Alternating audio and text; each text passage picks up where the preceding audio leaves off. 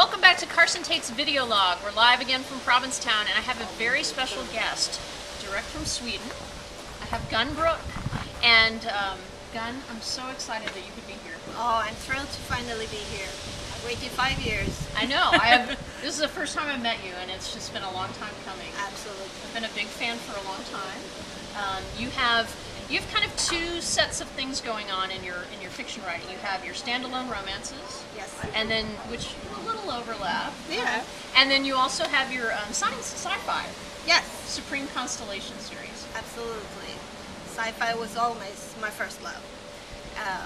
But romance, I used to read that all the time, and that has a definitely lure as well.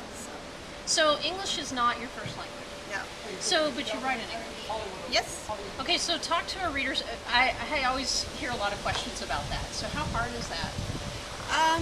I guess I benefited from having a super good teacher early on that taught us the basic, the foundation of the language, and being a lover of sci-fi, not a lot get translated, and in the old days, definitely not a lot got translated. So you had to learn to read it. Yes, you had to learn it. And also, before there was even VCRs, I used to audio tape whatever sci-fi on TV there was. So you learned the language from TV. Absolutely. Okay, well, that's very interesting. So tell us about your latest book, Fierce Overture. It's one of your romance novels. That's a romance novel set in the entertainment industry, where one character is a very famous soul pop singer who wants to change gear a little bit, and the other protagonist is the record company's CEO, who finds himself attracted by this much younger woman and almost resents her for it, because that is not what she had seen in her cards. And the young girl has always felt unfulfilled, and she has been sort of forced into dating the latest heartthrob or stuffed boy. Exactly. And it's never been fulfilling for her in any way. So when she meets Helena, the CEO, she's taken aback by the attraction, and sparks fly, because I like the dual themes of, her wanting to change the course of her life through her music, but then also finding a different course of her life in the romance at the same time. Exactly. I thought you handled that really well. Thank you. But she really is at a crossroads.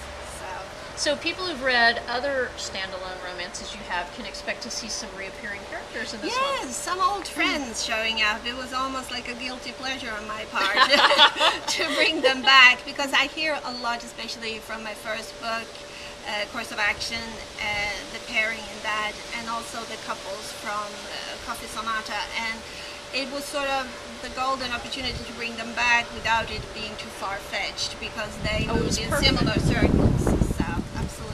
So what are you working on next? I am currently finishing the last in the Supreme Constellations series. Last, huh? Yes. Are you going to knock on wood on that? Or no, it's the last. Okay. It is.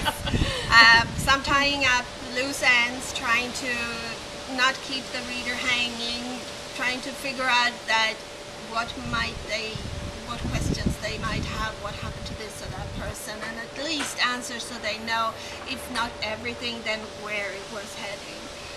And it's going to be a sad goodbye for me too. Yeah. I think that's why it's taken me a little longer to finish it than I thought. It's saying goodbye in a sense. Then I'll be saying hello at the editing, but we know that. So, I am fully aware. Yes. So are you thinking about more sci-fi in the future? Absolutely. I have a contract for the first in a new series. Excellent. That I'm hoping, and it will also be set in space. It will also be a space opera, and it will hopefully have the joint name Exodus. That is still in the works, because our boss and Yes. titles, it needs to be just right.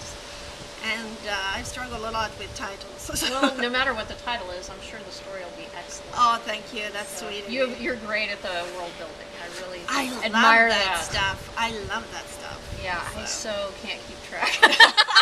When I'm doing it myself. But I get to choose and pick. That's the joke I made when I write the contemporary stuff and I put it in an American setting, Oh, a lot of people can call me on it, you know. Oh, good in point. space. Whoa, I can What do are they going to whatever I say? want. What are they going to say? That planet That galaxy exist. doesn't. Exactly. Prove it. Exactly. It's your world. So, yes. So that's what I meant. But I love both genres, and I think that I've converted quite a few who didn't used to read speculative fiction, and vice versa. They seem to like both. So that's I'm good one to of meet. those. I've kind of always been a romance nut, and I've being involved with more Golden Strokes authors and reading more books, I've really come around to sci-fi, historical fiction, and paranormal, things that I wouldn't have read otherwise. Isn't that? Yeah, I feel that way too because I didn't used to read about vampires, honestly, and it wasn't the Twilight series that got me hooked. It was the Bold Strokes exactly. writers. So I think, especially the excuse me, the young chicks. So time go there. All right. Well, Gun is about to be on Spotlight, so Yeah, we're going to I have to let her go. Look, find where I'm supposed to be. I don't even know that. We'll get you there. Oh, thank you. All right. Well, thank you very much for joining us. It's so great to finally meet you. Thank you for having me. And this is Carson Tate's Video Log, signing out.